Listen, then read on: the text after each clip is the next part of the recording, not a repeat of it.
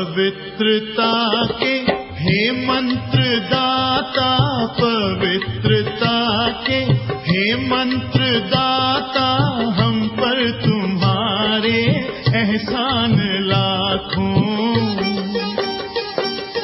पवित्रता के हे मंत्र दाता, हम पर तुम्हारे एहसान लाखों। तुम्हारी शिक्षा से चल रहे हैं, तुम्हारी शिक्षा से चल रहे हैं, सन्मार्ग पर अब इंसान लाखों। पवित्रता के हे मंत्र दाता, हम पर तुम्हारे एहसान लाखों।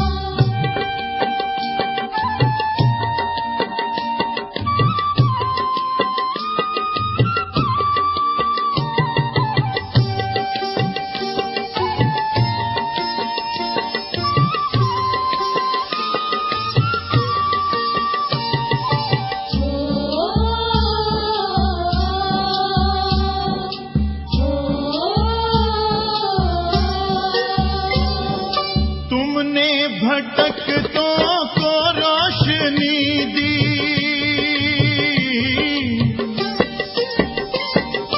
तुमने भटकतों को रोशनी दी, उदास चेहरों को जिंदगी दी। उदास चेहरों को जिंदगी दी। तुम्हारी ममता पे हो के मोहित, तुम्हारी ममता पे हो के मोहित, मन ही मन है कुर्बान लाखों। मन ही मन है कुर्बान लाखों। पवित्रता के हे मंत्र दाता, हम पर तुम्हारे एहसान लाखों।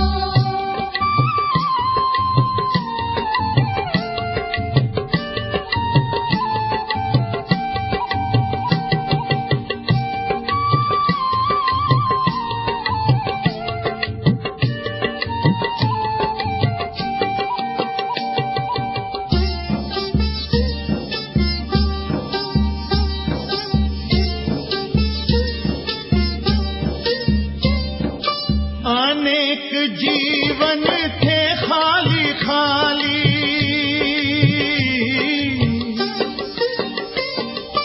अनेक जीवन थे खाली खाली, तुमने किया उन्हें ऐश्वर्यशाली। तुमने किया उन्हें ऐश्वर्यशाली। तुम्हारे द्वारा हमारे मन को, तुम्हारे द्वारा हमारे मन को मिले हैं बाबा वरदान लाखों। मिले हैं बाबा वरदान लाखों। पवित्रता के हे मंत्र दाता, हम पर तुम्हारे एहसान लाखों।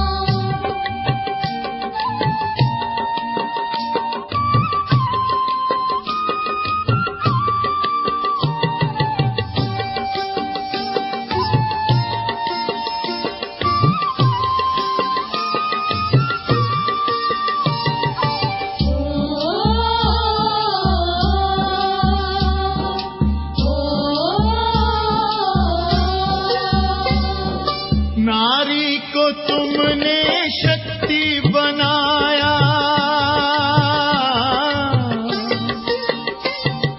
नारी को तुमने शक्ति बनाया, सर्वोच्च सिंहासन पे बिठाया।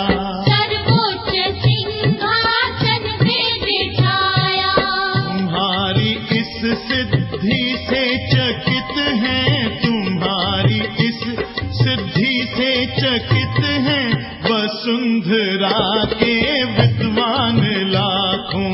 वसुंधरा के विद्वान लाखों। पवित्रता के हे मंत्र दाता,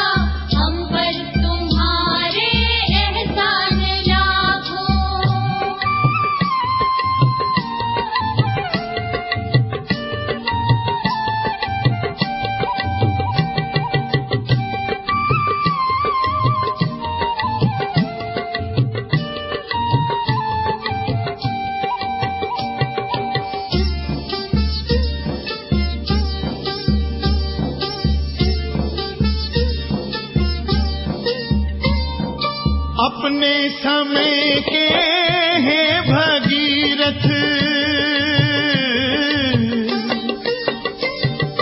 अपने समय के हे भगीरथ, तुम्हारा आबू बना है तीरथ।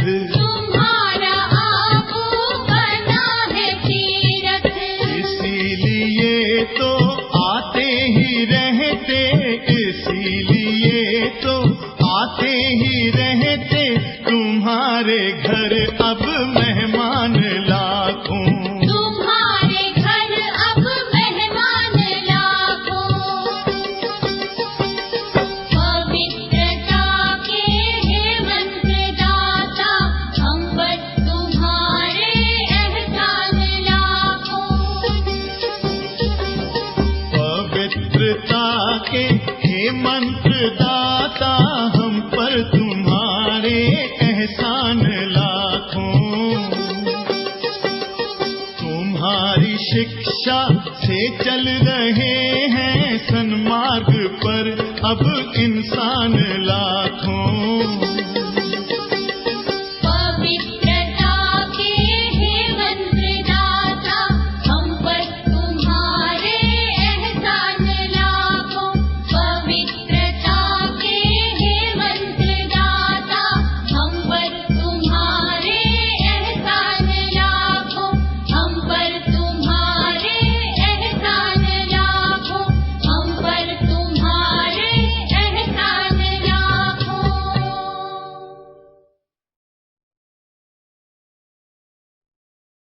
ओम शांति। 21/12/2020 आजिर साकार महावाक्य। बाबा कहउछंती, मिठे बच्चे, तुमे माने एबे होलीएस्ट ऑफ दी होली अर्थात परम पवित्र परमात्मांक कोलकु आसीछ। तुमको मानसिक स्तर रे मध्य होली अर्थात पवित्र हेबाकु पड़िबो।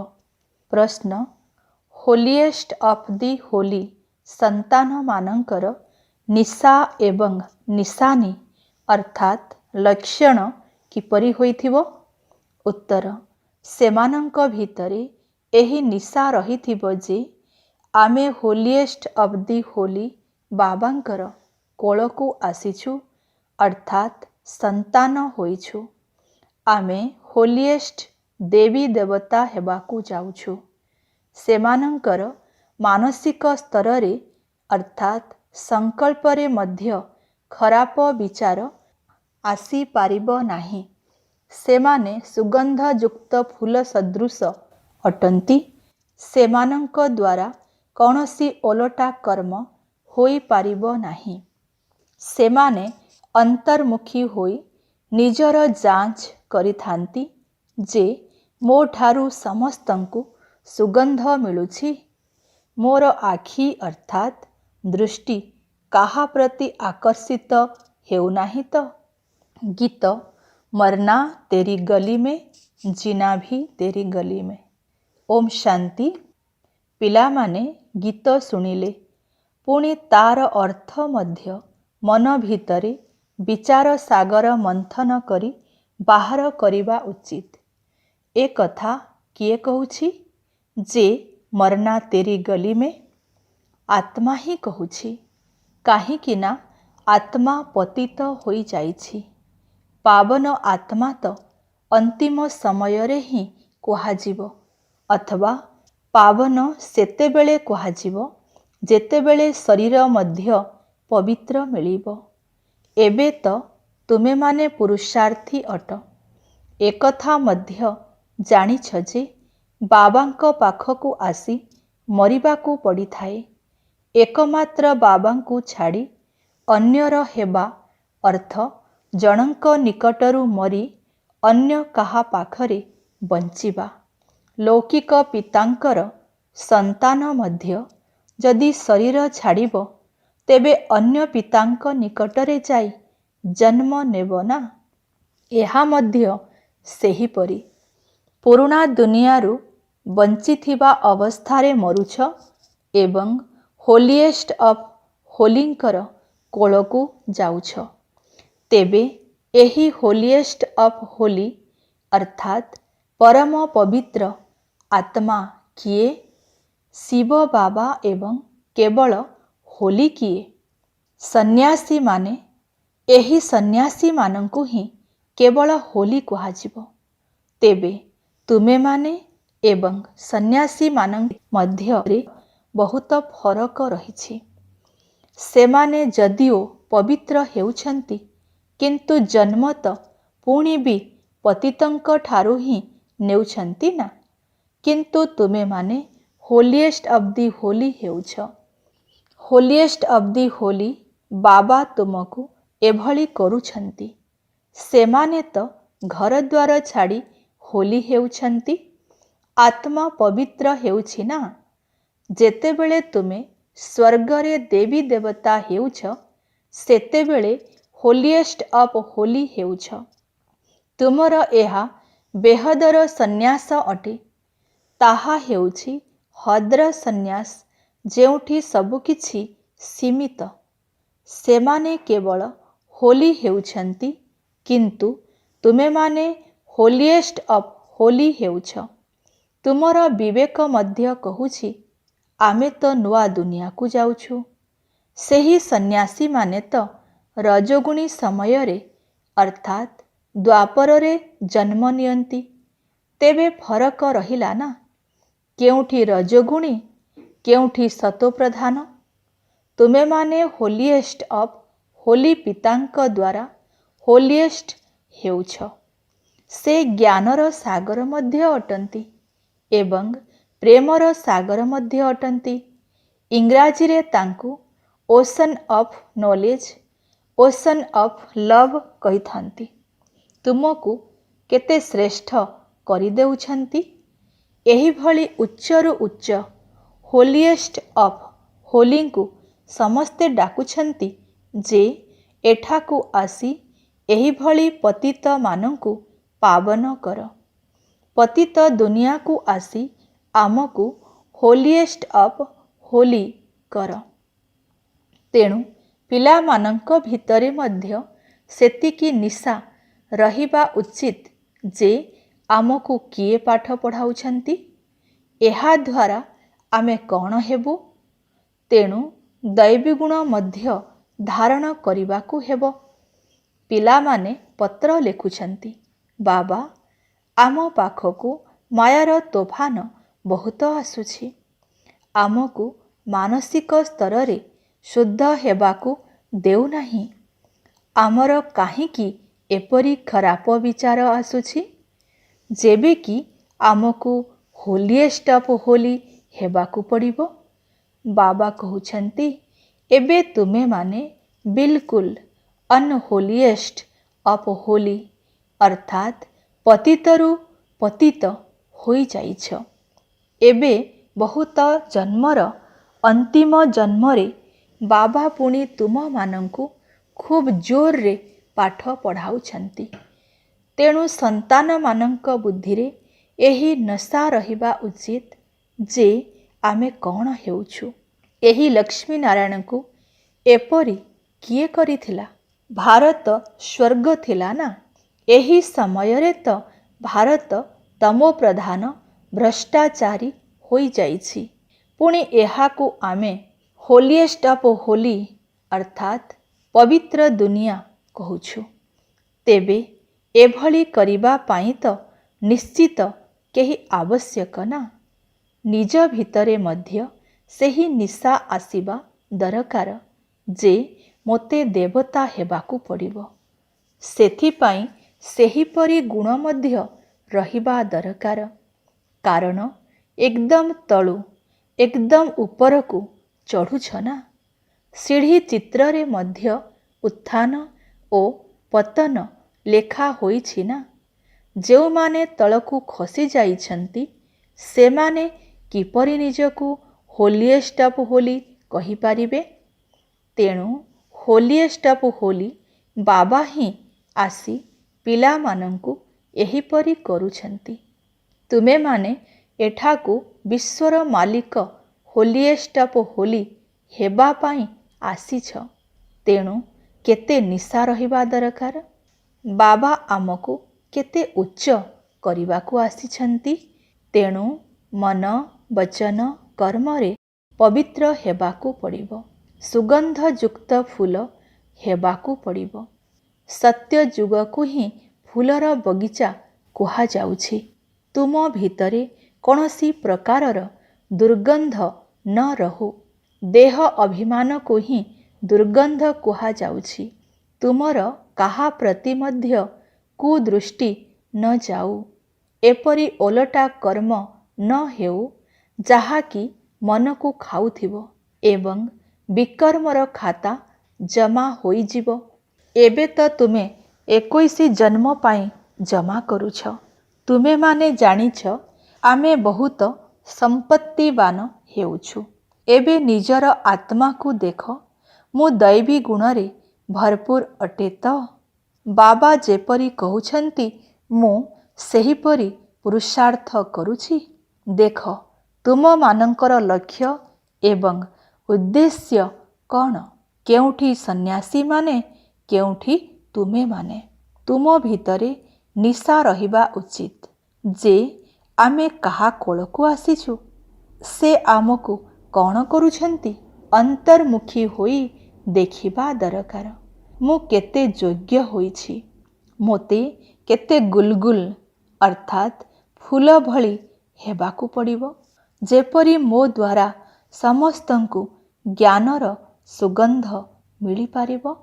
ତୁମେମାନେ ଅନେକଙ୍କୁ ସୁଗନ୍ଧ ଦେଉଛ ଅର୍ଥାତ୍ ନିଜ ସମାନ କରୁଛ। ପ୍ରଥମେ ତ ନିଶା ରହିବା ଦରକାର ଯେ ଆମକୁ କିଏ ପାଠ ପଢ଼ାଉଛନ୍ତି। ସେମାନେ ସମସ୍ତେ ତ ହେଉଛନ୍ତି ଭକ୍ତି ମାର୍ଗର ଗୁରୁ। ଜ୍ଞାନ ମାର୍ଗର ଗୁରୁ କେହି ହୋଇପାରିବେ ନାହିଁ। ଏକମାତ୍ର ପରମ ପିତା ପରମାତ୍ମାଙ୍କ ବ୍ୟତୀତ ବାକି ସମସ୍ତେ ହେଉଛନ୍ତି ଭକ୍ତି ମାର୍ଗର ଗୁରୁ। ଭକ୍ତି ତ କଳି ଯୁଗରେ ହିଁ ହୋଇଥାଏ। ରାବଣର ପ୍ରବେଶତା ହୋଇଥାଏ। ଏକଥା ମଧ୍ୟ ଦୁନିଆରେ କାହାକୁ ବି ଜଣା ନାହିଁ। ଏବେ ତୁମେ ଜାଣୁଛ ଯେ ସତ୍ୟ ଯୁଗରେ ଆମେ 16 କଳା ସମ୍ପୂର୍ଣ୍ଣ ଥିଲୁ। ଯେପରି ଗୋଟିଏ ଦିନ ବିତିଗଲା ପରେ ତାକୁ ପୂର୍ଣ୍ଣିମା କୁହାଯିବ ନାହିଁ। ଏହା ମଧ୍ୟ ସେହିପରି କଥା। ଧୀରେ ଧୀରେ ଉକୁଣି ଗତି ସଦୃଶ ସୃଷ୍ଟିଚକ୍ର ଘୂରି ଚାଲିଛି। ଏବେ ତୁମକୁ ପୁରା 16 କଳା ସମ୍ପୂର୍ଣ୍ଣ ହେବାକୁ ପଡ଼ିବ। ତାହା ମଧ୍ୟ ଅଧା କଳ୍ପ ପାଇଁ। ପରେ ପୁଣି କଳା କମ୍ ହେବାକୁ ଲାଗିବ। ଏହି ଜ୍ଞାନ ତ ତୁମ ବୁଦ୍ଧିରେ ରହିଛି। ତେଣୁ ତୁମମାନଙ୍କ ଭିତରେ କେତେ ନିଶା ରହିବା ଉଚିତ। ବହୁତଙ୍କ ବୁଦ୍ଧିରେ ଏକଥା ଆସୁନାହିଁ ଯେ ଆମକୁ କିଏ ପାଠ ପଢ଼ାଉଛନ୍ତି। ଓସେନ୍ ଅଫ୍ ନଲେଜ ଅର୍ଥାତ୍ ଜ୍ଞାନର ସାଗର। ପିଲାମାନଙ୍କୁ ତ କହୁଛନ୍ତି ନମସ୍କାର ପିଲାମାନେ, ତୁମେମାନେ ତ ବ୍ରହ୍ମାଣ୍ଡର ମଧ୍ୟ ମାଲିକ ଅଟ। ଯେହେତୁ ସେଠାରେ ସମସ୍ତେ ନିବାସ କରୁଛ, ପୁଣି ବିଶ୍ୱର ମଧ୍ୟ ତୁମେ ମାଲିକ ହେଉଛ। ତୁମର ସାହସ ବା ଉତ୍ସାହ ବଢ଼ାଇବା ପାଇଁ ବାବା କହୁଛନ୍ତି ତୁମେମାନେ ମୋ ଠାରୁ ମଧ୍ୟ ଉଚ୍ଚ ହେଉଛ। ମୁଁ ବିଶ୍ୱର ମାଲିକ ହେଉନାହିଁ, ମୋ ଠାରୁ ମଧ୍ୟ ତୁମମାନଙ୍କୁ ଉଚ୍ଚ ମହିମାର ଅଧିକାରୀ କରାଉଛି। କୌଣସି ପିତାର ସନ୍ତାନମାନେ ଯଦି ଉଚ୍ଚକୁ ଉଠିଯାଆନ୍ତି, ତେବେ ତାଙ୍କର ପିତା ଭାବିଥାନ୍ତି ଏମାନେ ପାଠ ପଢ଼ି ଏତେ ଉଚ୍ଚ ପଦ ପାଇଛନ୍ତି। ବାବା ମଧ୍ୟ କହୁଛନ୍ତି ମୁଁ ତୁମକୁ ପାଠ ପଢ଼ାଉଛି। ଏବେ ପୁରୁଷାର୍ଥ କରି ନିଜେ ଯେତେ ଉଚ୍ଚ ପଦ ପ୍ରାପ୍ତି କରିପାରିବ। ବାବା ଆମକୁ ପାଠ ପଢ଼ାଉଛନ୍ତି। ପ୍ରଥମେ ତ ଏହି ନିଶା ରହିବା ଦରକାର। ବାବା ତ ଯେତେବେଳେ ଇଚ୍ଛା ସେତେବେଳେ ଆସି ତୁମ ସହିତ କଥା ହେଉଛନ୍ତି। ସେ ତ ଯେପରି ଏହାଙ୍କ ଭିତରେ ହିଁ ଅଛନ୍ତି। ତୁମେ ପିଲାମାନେ ତାଙ୍କର ସନ୍ତାନ ଅଟ ନା? ଏହି ରଥ ମଧ୍ୟ ତାଙ୍କର ଅଟେ ନା? ତେବେ ଏହିପରି ହୋଲିଏଷ୍ଟ ଅଫ୍ ହୋଲି ବାବା ଆସି ତୁମମାନଙ୍କୁ ପବିତ୍ର କରୁଛନ୍ତି। ତେଣୁ ତୁମେମାନେ ମଧ୍ୟ ଅନ୍ୟମାନଙ୍କୁ ପବିତ୍ର କର। ମୁଁ ଏବେ ରିଟାୟାର ହୋଇଛି ଅର୍ଥାତ୍ ଅବସର ନେଉଛି। ଯେବେ କି ତୁମେମାନେ ହୋଲିଏଷ୍ଟ ଅଫ୍ ହୋଲି ହେଉଛ, ତେବେ ଏଠାକୁ ଅର୍ଥାତ୍ ମଧୁବନକୁ ମଧ୍ୟ କେହି ପତିତ ଆତ୍ମା ଆସିପାରିବେ ନାହିଁ। ଏହା ହେଉଛି ହୋଲିଏଷ୍ଟ ଅଫ୍ ହୋଲି ବାବାଙ୍କର ଚର୍ଚ୍ଚ ଅର୍ଥାତ୍ ଗିର୍ଜାଘର। ଖ୍ରୀଷ୍ଟିଆନମାନଙ୍କର ଚର୍ଚ୍ଚକୁ ତ ବିକାରୀମାନେ ହିଁ ଯାଇଥାନ୍ତି, କାରଣ ଏହି ଦୁନିଆରେ ଏଠାରେ ସମସ୍ତେ ହେଉଛନ୍ତି ପତିତ ଅନହୋଲି। ଏହା ତ ବହୁତ ବଡ଼ ହୋଲି ଚର୍ଚ୍ଚ ଅଟେ। ଏଠାରେ କୌଣସି ବି ପତିତ ପାଦ ରଖିପାରିବେ ନାହିଁ। କିନ୍ତୁ ଏବେ ଏପରି ନିୟମ କରିହେବ ନାହିଁ। ଯେତେବେଳେ ପିଲାମାନେ ମଧ୍ୟ ସେହିପରି ପବିତ୍ର ହୋଇଯିବେ, ସେତେବେଳେ ଏହିପରି ନିୟମ ରଖାଯାଇପାରିବ। ଏଠାକୁ କେହି ବି ଭିତରକୁ ଆସିପାରିବେ ନାହିଁ। କେହି କେହି ପଚାରୁଛନ୍ତି ନା, ଆମେ ଯାଇ ସଭାରେ ବସିବୁ? ବାବା କହୁଛନ୍ତି ସରକାରୀ ଅଫିସରଙ୍କ ମାନଙ୍କ ପାଖରେ କାମ ରହୁଛି ନା, ତେଣୁ ସେମାନଙ୍କୁ ବସାଇବାକୁ ପଡ଼ିବ। ଯେତେବେଳେ ତୁମର ନାମ ପ୍ରସିଦ୍ଧ ହୋଇଯିବ, ସେତେବେଳେ ତୁମେ ଆଉ କାହାକୁ ଖାତିର କରିବ ନାହିଁ। ଏବେ କିନ୍ତୁ ସମସ୍ତଙ୍କୁ ଦେଖିବାକୁ ପଡ଼ୁଛି। ହୋଲିଏଷ୍ଟ ଅଫ୍ ହୋଲି ଆତ୍ମାମାନଙ୍କୁ ମଧ୍ୟ ଦୁଃଖ ଦେଖିବାକୁ ପଡ଼ୁଛି। ଏବେ ମନା କରିପାରିବା ନାହିଁ। ତୁମର ଯେତେବେଳେ ପ୍ରଭାବ ବିସ୍ତାର ହୋଇଯିବ, ସେତେବେଳେ ଲୋକମାନଙ୍କର ତୁମ ସହିତ ଶତ୍ରୁତା ମଧ୍ୟ କମ୍ ହୋଇଯିବ। ତୁମେମାନେ ମଧ୍ୟ ବୁଝାଇ ପାରିବ ଯେ ଆମେ ବ୍ରାହ୍ମଣମାନଙ୍କୁ ହୋଲିଏଷ୍ଟ ଅଫ୍ ହୋଲି ବାବା ରାଜଯୋଗ ଶିଖାଉଛନ୍ତି। ସନ୍ନ୍ୟାସୀମାନଙ୍କୁ କ'ଣ ହୋଲିଏଷ୍ଟ ଅଫ୍ ହୋଲି କୁହାଯାଇପାରିବ? ସେମାନେ ତ ରଜୋଗୁଣୀ ସମୟରେ ହିଁ ଆସୁଛନ୍ତି। ସେମାନେ କ'ଣ ବିଶ୍ୱର ମାଲିକ ହୋଇପାରିବେ? ଏବେ ତ ତୁମେମାନେ ପୁରୁଷାର୍ଥୀ ଅଟ। ତୁମର ଚାଲିଚଳନ ମଧ୍ୟ କେତେବେଳେ ବହୁତ ଭଲ ହେଉଛି ତ କେତେବେଳେ ପୁଣି ନାମ ବଦନାମ କରିବା ଭଳି ହୋଇଯାଉଛି। ବହୁତ ସେଣ୍ଟରକୁ ଏପରି ପିଲାମାନେ ମଧ୍ୟ ଆସୁଛନ୍ତି ଯେଉଁମାନେ କି ଟିକିଏ ବି ବାବାଙ୍କୁ ଜାଣିନାହାନ୍ତି। ତୁମେ ତ ନିଜକୁ ମଧ୍ୟ ଭୁଲି ଯାଉଛ ଯେ ଆମେ କ'ଣ ହେଉଛୁ। ବାବା ମଧ୍ୟ ଚାଲିଚଳନରୁ ବୁଝି ଯାଉଛନ୍ତି ଯେ ଇଏ କ'ଣ ହେବେ। ଯାହା ଭାଗ୍ୟରେ ଉଚ୍ଚପଦ ଥିବ, ସେ ବହୁତ ରୟାଲ୍ଟି ଅର୍ଥାତ୍ ରାଜକୀୟତା ପୂର୍ବକ ବ୍ୟବହାର କରିବ। କେବଳ ସ୍ମୃତିରେ ରହୁ ଯେ ଆମକୁ କିଏ ପାଠ ପଢ଼ାଉଛନ୍ତି, ତେବେ ମଧ୍ୟ ବହୁତ ଖୁସିରେ ରହିବ। ଆମେମାନେ ଈଶ୍ୱର ପିତାଙ୍କର ବିଦ୍ୟାର୍ଥୀ, ତେଣୁ ତାଙ୍କ ପ୍ରତି କେତେ ସମ୍ମାନ ରହିବା ଉଚିତ। ଏବେ ତ ତୁମେମାନେ ଶିକ୍ଷା ଗ୍ରହଣ କରୁଛ। ବାବା ଜାଣୁଛନ୍ତି ଯେ ଏବେ ଆହୁରି ସମୟ ଲାଗିବ। ପ୍ରତ୍ୟେକ କଥାରେ ତ କ୍ରମ ଅନୁସାରେ ହିଁ ରହିଥାନ୍ତି ନା। ରହିବା ଘର ମଧ୍ୟ ପ୍ରଥମେ ସତୋ ପ୍ରଧାନ ହୋଇଥାଏ, ପୁଣି ସତୋ ରଜୋ ତମୋ ଅବସ୍ଥାକୁ ଆସିଥାଏ। ଏବେ ତୁମେମାନେ ସତୋ ପ୍ରଧାନ ଅର୍ଥାତ୍ 16 କଲା ସମ୍ପୂର୍ଣ୍ଣ ହେବାକୁ ଯାଉଛ। ଭବନର ନିର୍ମାଣ ହେଉଛି ନା। ତୁମେ ସବୁ ମିଳିମିଶି ସ୍ୱର୍ଗ ରୂପକ ଭବନ ନିର୍ମାଣ କରୁଛ। ଏଥିରେ ମଧ୍ୟ ତୁମକୁ ବହୁତ ଖୁସି ରହିବା ଉଚିତ। ଭାରତ ଯାହାକି ଅନହୋଲିଏଷ୍ଟ ଅଫ୍ ଅନହୋଲି ଅର୍ଥାତ୍ ପତିତରୁ ପତିତ ହୋଇଯାଇଛି, ତାକୁ ଆମେ ହୋଲିଏଷ୍ଟ ଅଫ୍ ହୋଲି କରୁଛୁ। ତେଣୁ ନିଜ ପ୍ରତି କେତେ ସାବଧାନ ରହିବା ଦରକାର। ଆମର ଦୃଷ୍ଟି ଏପରି ନ ହେଉ ଯାହାକି ଆମର ପଦ ମଧ୍ୟ ଭ୍ରଷ୍ଟ ହୋଇଯିବ। ଏପରି ନୁହେଁ ଯେ ବାବାଙ୍କୁ ପତ୍ର ଲେଖିଲେ ବାବା କ'ଣ କହିବେ। ନା, ଏବେ ତ ସମସ୍ତେ ପୁରୁଷାର୍ଥ କରୁଛନ୍ତି। ବ୍ରହ୍ମା ବାବାଙ୍କୁ ମଧ୍ୟ ଏବେ କ'ଣ ହୋଲିଏଷ୍ଟ ଅଫ୍ ହୋଲି କୁହାଯିବ କି? ଆତ୍ମା ସମ୍ପୂର୍ଣ୍ଣ ପାବନ ହୋଇଗଲା ପରେ ଏହି ଶରୀର ମଧ୍ୟ ରହିବ ନାହିଁ।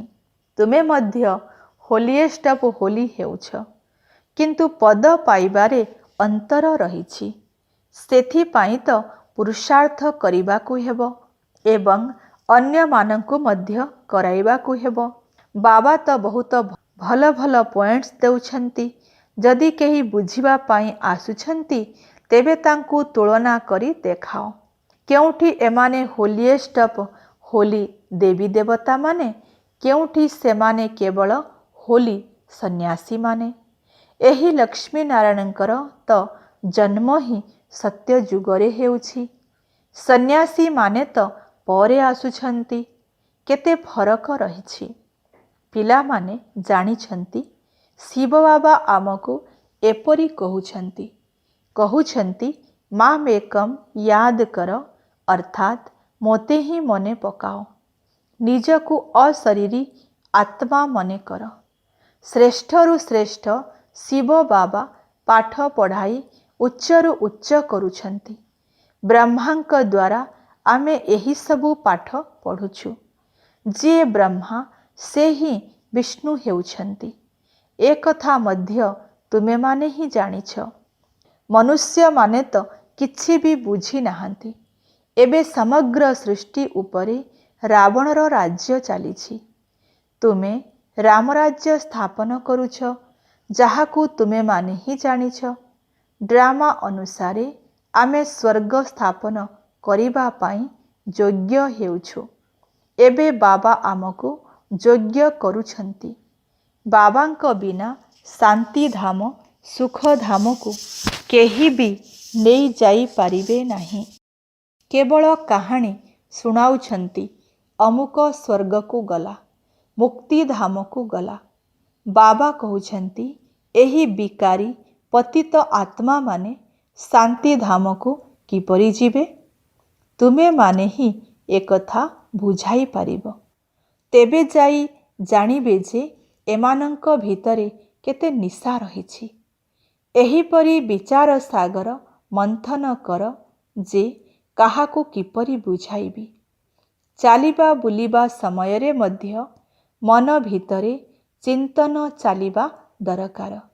ଏଥିପାଇଁ ଧୈର୍ଯ୍ୟ ମଧ୍ୟ ରଖିବାକୁ ହେବ। ମୋତେ ମଧ୍ୟ ଯୋଗ୍ୟ ହେବାକୁ ପଡ଼ିବ।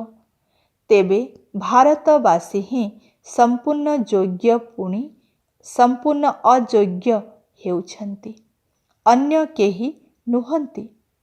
ଏବେ ବାବା ତୁମମାନଙ୍କୁ ଯୋଗ୍ୟ କରୁଛନ୍ତି। ଏହି ଜ୍ଞାନ ତ ବହୁତ ମଜାଦାର ଅଟେ। ଭିତରେ ଭିତରେ ବହୁତ ଖୁସି ମଧ୍ୟ ରହୁଛି। ଆମେ ଏହି ଭାରତକୁ ହୋଲିଏଷ୍ଟ ଅଫ୍ ହୋଲି କରିବୁ। ତୁମର ଚାଲିଚଳନ ବହୁତ ରାଜକୀୟ ମଧ୍ୟ ହେବା ଦରକାର। ଖାଦ୍ୟ ପାନୀୟ ଚାଲିଚଳନରୁ ମଧ୍ୟ ଜଣାପଡ଼ିଯାଏ ଶିବ ବାବା ତୁମକୁ କେତେ ଶ୍ରେଷ୍ଠ କରୁଛନ୍ତି। ତୁମେମାନେ ତାଙ୍କର ସନ୍ତାନ ହୋଇଛ, ତେଣୁ ତୁମମାନଙ୍କୁ ମଧ୍ୟ ତାଙ୍କର ନାମ ପ୍ରସିଦ୍ଧ କରିବାକୁ ହେବ। ତୁମର ଏପରି ଚଳନି ହେଉ ଯେପରି ସମସ୍ତେ ଜାଣିଯିବେ ଯେ ଇଏ ହୋଲିଏଷ୍ଟ ଅଫ୍ ହୋଲି ପିତାଙ୍କର ସନ୍ତାନ। ଧୀରେ ଧୀରେ ତୁମେମାନେ ମଧ୍ୟ ତାଙ୍କ ଭଳି ହୋଇଯିବ। ତୁମମାନଙ୍କର ମଧ୍ୟ ମହିମା ବିସ୍ତାର ହେବାକୁ ଲାଗିବ। ପୁଣି କାୟଦା କାନୁନ ମଧ୍ୟ ସବୁ ଲାଗୁ ହୋଇଯିବ, ଯାହାକି କୌଣସି ପତିତ ଆତ୍ମା ଭିତରକୁ ଆସିପାରିବେ ନାହିଁ। ବାବା ବୁଝିପାରୁଛନ୍ତି ଯେ ଏବେ ଆଉ କିଛି ସମୟ ଦରକାର। ପିଲାମାନଙ୍କୁ ବହୁତ ପୁରୁଷାର୍ଥ ମଧ୍ୟ କରିବାକୁ ହେବ। ନିଜର ରାଜଧାନୀ ମଧ୍ୟ ପ୍ରସ୍ତୁତ ହୋଇଯିବା ଦରକାର। ତାପରେ ନିୟମ କାନୁନକୁ କଡ଼ାକଡ଼ି କରିବାରେ କୌଣସି ଆପତ୍ତି ନାହିଁ। ତାପରେ ତ ପାଣ୍ଡବ ଭବନ ଠାରୁ ଆବୁ ରୋଡ଼ ପର୍ଯ୍ୟନ୍ତ ଧାଡ଼ି ଲାଗିଯିବ। ଏବେ ତୁମେମାନେ ଆଗକୁ ଚାଲ, ଦେଖିବ। ଏବେ ତ ବାବା ତୁମର ଭାଗ୍ୟକୁ ବଢ଼ାଇ ଚାଲିଛନ୍ତି। ପଦ୍ମାପଦମ୍ ଭାଗ୍ୟଶାଳୀ ମଧ୍ୟ କାୟଦା ଅନୁସାରେ କହୁଛନ୍ତି ନା। ପାଦ ତଳେ ପଦ୍ମ ଫୁଲ ମଧ୍ୟ ଦେଖାଉଛନ୍ତି ନା। ଏସବୁ ତ ତୁମମାନଙ୍କର ହିଁ ମହିମା। ପୁଣି ବି ବାବା କହୁଛନ୍ତି ମନ୍ ମନା ଭବ। ନିଜକୁ ଆତ୍ମା ମନେ କରି ବାବାଙ୍କୁ ମନେ ପକାଅ। ଆଚ୍ଛା, ମିଠା ମିଠା ଶିକିଲଧେ ସନ୍ତାନମାନଙ୍କ ପ୍ରତି ମାତା ପିତା ବାପ୍ ଦାଦାଙ୍କର ମଧୁର ସ୍ନେହଭରା ସ୍ମୃତି ଏବଂ ସୁପ୍ରଭାତ। ଆତ୍ମିକ ପିତାଙ୍କର ଆତ୍ମିକ ସନ୍ତାନମାନଙ୍କୁ ନମସ୍ତେ। ଆତ୍ମିକ ସନ୍ତାନମାନଙ୍କର ଆତ୍ମିକ ପିତାଙ୍କୁ ନମସ୍ତେ। ଧାରଣା ପାଇଁ ମୁଖ୍ୟ ସାରାଂଶ। 1 ନମ୍ବର, ଏପରି କୌଣସି କର୍ମ କରିବା ଉଚିତ ନୁହେଁ ଯେପରି ମନକୁ ପାପ ଛୁଉଁଥିବ। ସମ୍ପୂର୍ଣ୍ଣ ସୁଗନ୍ଧଯୁକ୍ତ ଫୁଲ ହେବାକୁ ପଡ଼ିବ। ଦେହ ଅଭିମାନର ଦୁର୍ଗନ୍ଧକୁ ବାହାର କରିଦେବାକୁ ପଡ଼ିବ। 2 ନମ୍ବର, ନିଜର ଚଳନୀକୁ ମଧ୍ୟ ବହୁତ ରାଜକୀୟ ରଖିବାକୁ ହେବ। ହୋଲିଏଷ୍ଟ ଅଫ୍ ହୋଲି ହେବା ପାଇଁ ପୂରା ପୁରୁଷାର୍ଥ କରିବାକୁ ହେବ। ଦୃଷ୍ଟି ମଧ୍ୟ ଏପରି ନ ହେଉ ଯାହାଦ୍ୱାରା ପଦ ଭ୍ରଷ୍ଟ ହୋଇଯିବ। ଆଜିର ବରଦାନ। ନିଜର ସର୍ବ ସମ୍ପତ୍ତିକୁ କାର୍ଯ୍ୟରେ ଲଗାଇ ପଦ୍ମର ରୋଜଗାର ଜମା କରୁଥିବା ପଦ୍ମାପଦମ୍ ଭାଗ୍ୟଶାଳୀ ଆତ୍ମା ହୁଅ। ବିସ୍ତାର। ପ୍ରତି ମୁହୂର୍ତ୍ତରେ ପଦ୍ମର ରୋଜଗାର ଜମା କରିବାର ବରଦାନ ଡ୍ରାମା ଅନୁସାରେ ଏହି ସଙ୍ଗମ ଯୁଗୀ ସମୟକୁ ହିଁ ପ୍ରାପ୍ତ ହୋଇଛି। ତେଣୁ ଏହିଭଳି ବରଦାନକୁ ନିଜ ପ୍ରତି ମଧ୍ୟ ଜମା କର ଏବଂ ଅନ୍ୟମାନଙ୍କୁ ମଧ୍ୟ ଦାନ କର। ସେହିଭଳି ସଂକଳ୍ପ ରୂପକ ସମ୍ପତ୍ତିକୁ, ଜ୍ଞାନ ରୂପକ ସମ୍ପତ୍ତିକୁ, ସ୍ଥୂଳ ଧନ ରୂପକ ସମ୍ପତ୍ତିକୁ କାର୍ଯ୍ୟରେ ଲଗାଇ ପଦ୍ମର ରୋଜଗାର ଜମା କର। କାହିଁକିନା ଏହି ସମୟରେ ସ୍ଥୂଳ ଧନକୁ ମଧ୍ୟ ଈଶ୍ୱରଙ୍କ ଉଦ୍ଦେଶ୍ୟରେ ସମର୍ପଣ କରିବା ଦ୍ୱାରା ଗୋଟିଏ ନୂଆ ପଇସା ମଧ୍ୟ ଗୋଟିଏ ରତ୍ନର ମୂଲ୍ୟ ସହିତ ସମାନ ହୋଇଯାଏ। ତେଣୁ ଉପରୋକ୍ତ ସମସ୍ତ ସମ୍ପତ୍ତିକୁ ସ୍ୱ ଉନ୍ନତି ପାଇଁ ବା ସେବାର ଉନ୍ନତି ପାଇଁ କାର୍ଯ୍ୟରେ ଲଗାଅ। ତେବେ ପଦ୍ମାପଦମ୍ ଭାଗ୍ୟଶାଳୀ ହୋଇଯିବ। ସ୍ଲୋଗାନ। ଯେଉଁଠାରେ ଆନ୍ତରିକ ସ୍ନେହ ରହିଛି ସେଠାରେ ସମସ୍ତଙ୍କର ସହଯୋଗ ସହଜରେ ପ୍ରାପ୍ତ ହୋଇଥାଏ। ଆଚ୍ଛା, ଓମ୍ ଶାନ୍ତି।